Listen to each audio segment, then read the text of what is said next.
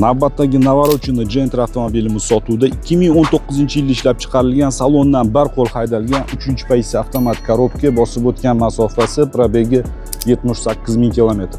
Mashina faqat benzinda yurgan, gaz umuman o'rnatilmagan, texnik holatlariga qarab akkuratli haydalgan, qilinadigan ishlar, rasxodlar umuman yo'q. R17 qimmat diska balonlar taqib qo'yilgan, balonlar holati hali yangi holatda turibdi. Protektor svejiy, archa protektor, optra stop o'rnatilgan.